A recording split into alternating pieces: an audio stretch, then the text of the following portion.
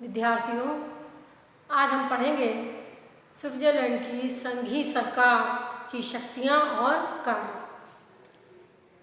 Switzerland के संविधान के अनुच्छेद 174 में स्पष्ट रूप से लिखा हुआ है कि संघीय सरकार में स्विट्जरलैंड के राज्यमंडल के सर्वोच्च निर्देशन और कार्यपालिका शक्ति संघीय सरकार में निहित होगी।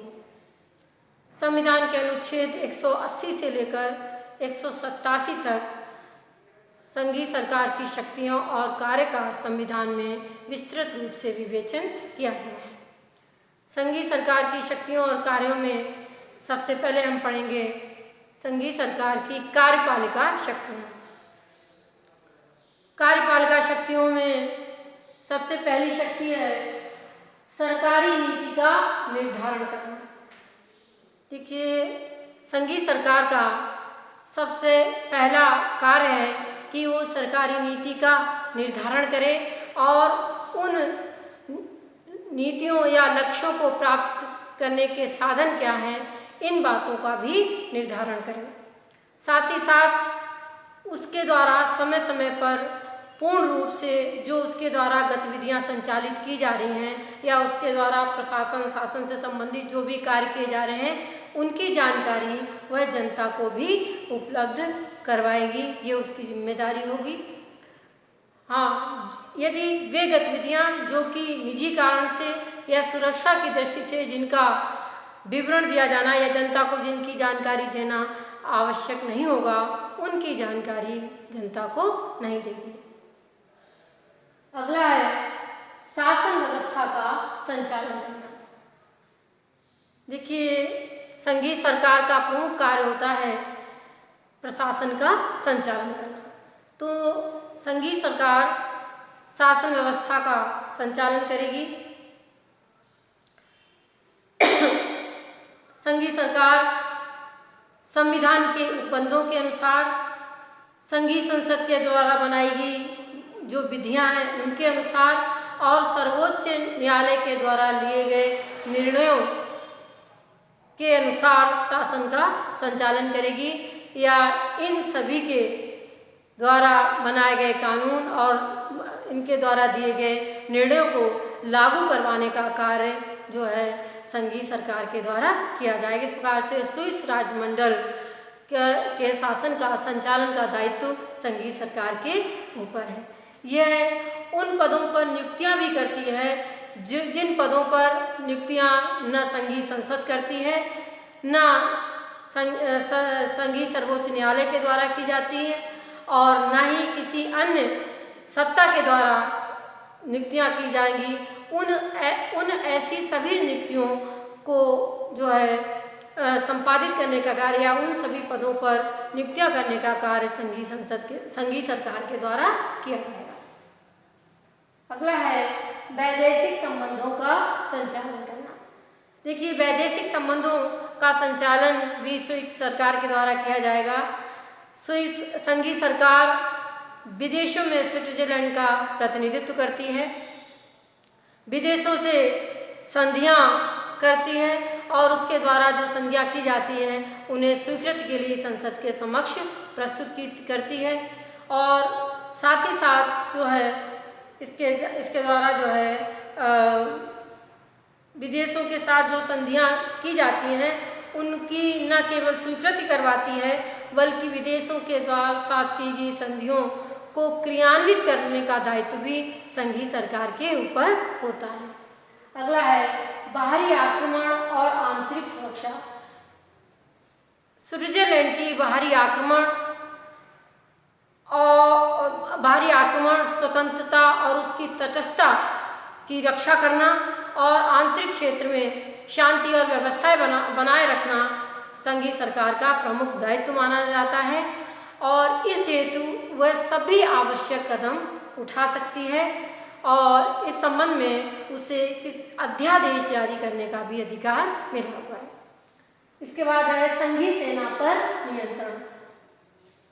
संघीय सरकार को संघीय सेना पर नियंत्रण रखने का अधिकार मिला हुआ है।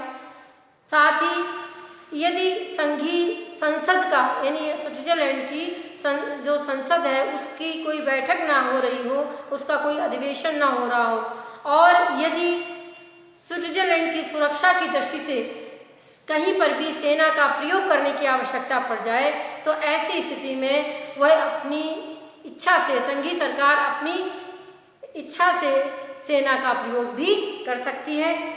लेकिन यदि 3 सप्ताह से अधिक की अवधि के लिए और 4000 से अधिक सैनिकों के प्रयोग करने की यदि आवश्यकता हो तो उसके लिए फिर संसद की स्वीकृति लेना संघीय सरकार के लिए आवश्यक होता है या अनिवार्य होता है। अगला है, इसके साथ ही साथ कुछ औपचारिक कार्यपालिका के रूप में कुछ औपचारिक कार्य भी किए जाते हैं संघीय सरकार के द्वारा, जो कि वो उसके कई 2-3 सदस्य मिलकर करते हैं। जैसे विदेशों से आए हुए अतिथियों का स्वागत करना, राजदूतों के परिचय पत्र देखना, और साथ ही साथ जो है राष्ट्रीय जो समारोह हैं, मनोरंजन के जो आयोजन हैं उनमें भाग लेना, ये सब कार्य कार्यपालिका संस्था के रूप में संघीय सरकार के द्वारा संपादित किए जाते हैं। अगला है विधायी शक्तियाँ। संघीय सरकार को कार्यपालिका शक्तियों के साथ साथ विधायी शक्तियाँ भी प्राप्त हैं। यद्यपि संघीय सरकार के सदस्य संसद के सदस्य नहीं होते हैं, लेकिन इसके बावजूद वो संघीय संसद के जो बैठकें होती हैं उनमें भाग लेते हैं, लेकिन वो मतदान में भाग नहीं लेते हैं। इसके अतिरिक्त अन्य जो भी विधायी कार्य हैं उनमें वो भाग लेते हैं। संघीय सरकार के सदस्य विधेयक को संघीय संसद के समक्ष प्रस्तुत करते हैं, अपनी स्वेच्छा से विधेयक बनाकर संघीय संसद के समक्ष प्रस्तुत करते हैं। संघीय संसद भी किसी विशेष विषय पर विधेयक बनाने के लिए संघीय सरकार से कह सकती है। साथ ही साथ वहाँ पर जो है कहते हैं कि जितने भी विधेयक बनाए जाते हैं उनमें 95% विधेयक संघीय सरकार के द्वारा ही तैयार करके संघीय संसद के समक्ष पेश किए जाते हैं। संघीय संसद के दोनों सदनों के सदस्यों के द्वारा जो भी विधेयक बनाए जाते हैं तो वो विधेयक तैयार करके पहले संघीय सरकार के उनसे संबंधित जो सदस्य होते हैं उनके पास वो विधेयक भेजे जाते हैं विचार के लिए, और उसके बाद ही उन विधेयकों को संसद के समक्ष विचार के लिए या निर्णय के लिए प्रस्तुत किया जाता है।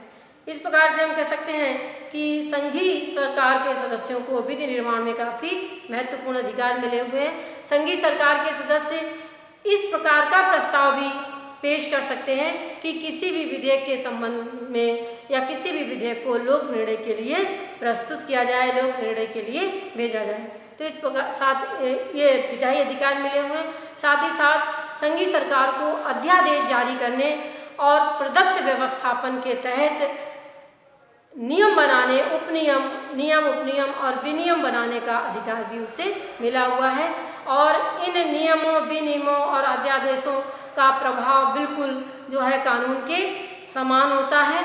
इनका प्रभाव कानून के समान माना जाता है। न्यायालयों के द्वारा भी उन्हें मान्यता प्रदान की जाती है। अगला है वित्तीय कार्य। संघीय सरकार के द्वारा वित्तीय कार्य भी संपादित किए जाते हैं, जिनमें कि संघीय सरकार संघीय बजट का निर्माण करती है और उसे स्वीकृति के लिए संसद के समक्ष पेश करती है। साथ ही साथ संघीय सरकार के आय व्यय के लेखों का हिसाब भी वो संघीय संसद के समक्ष प्रस्तुत करती है। इसके साथ ही साथ वो करों, राजस्व किस प्रकार से एकत्रित किया जाए, इकट्ठा किया जाए, कर किस प्रकार से निर्धारित किया जाए, इनके संबंध में भी कार्य उसके द्वारा किया जाता है। साथ ही संघीय संसद के द्वारा स्वीकृत जो व्यय होता है उनके निरीक्षण और निगरानी का कार्य भी संघीय सरकार के द्वारा किया जाता है। अगला है राज्यमंडल और कैंटनों के बीच संबंधों का संचालन करना। संघीय सरकार राज्यमंडल और कैंटनों के बीच संबंधों का संचालन करती है, कैंटनों के साथ सहयोग करती है, कैंटनों के प्रशासन के ऊपर नियंत्रण रखती है, कैंटनों के सैनिक कार्य और प्रशासनिक कार्य और सेना संबंधी जो कार्य होते हैं उन कार्यों के ऊपर नियंत्रण रखती है, उनका निरीक्षण करती है। साथ ही साथ संघीय जो कैंटन होते हैं उनके संविधानों की जांच करती है, उनके क्रियान्वयन की जांच करती है, उनके संविधानों में जो संशोधन होती हैं उनकी जांच करती है। तो इस प्रकार से जो है संघीय सरकार के द्वारा कैंटनों के ऊपर भी नियंत्रण रखा जाता है। साथ ही साथ कैंटों की विधानसभाओं के द्वारा जो विधेयक पारित किए जाते हैं उनमें कुछ ऐसे विधेयक होते हैं जिन्हें स्वीकृत से पूर्व जो है संघीय सरकार के पास विचार विमर्श के लिए भेजा जाता है। अगला है संकटकालीन शक्तियाँ। देखिए, वर्तमान संविधान से पूर्व जो 1848 का संविधान स्विट्जरलैंड में लागू था, उसमें भी संघीय परिषद को संविधान के द्वारा कोई शक्ति प्रदान नहीं की गई थी। लेकिन जब व्यवहार में जब संकट काल उपस्थित हुआ तो संघीय सभा यानी संसद के द्वारा उस समय संघीय परिषद अर्थात कार्यपालिका को उस संकट काल का मुकाबला करने के लिए पूर्ण शक्तियां प्रदान की गई और कार्यपालिका ने या संघीय परिषद ने उन शक्तियों का प्रयोग अपनी विवेक के अनुसार किया। तो वर्तमान संविधान में भी संविधान के द्वारा कोई संकटकालीन शक्ति प्रदान नहीं की गई है, लेकिन पिछले इतिहास को देखते हुए और व्यवहारिक परिस्थितियों को ध्यान में रखते हुए ये संभावना है कि वर्तमान संघीय सरकार भी संकट काल के समय या संकट काल उपस्थित होने पर अपनी इन विशेष शक्तियों का प्रयोग अवश्य करेगी, क्योंकि संकट काल का मुकाबला व्यवस्थापिका के द्वारा नहीं किया जाता है बल्कि संकट काल का मुकाबला व्यवहार में कार्यपालिका के द्वारा ही किया जाता है। इसलिए इन शक्तियों का प्रयोग करने का जो दायित्व है या शक्तियाँ प्रयोग करने का अधिकार जो है वो संघीय सरकार के पास होता है।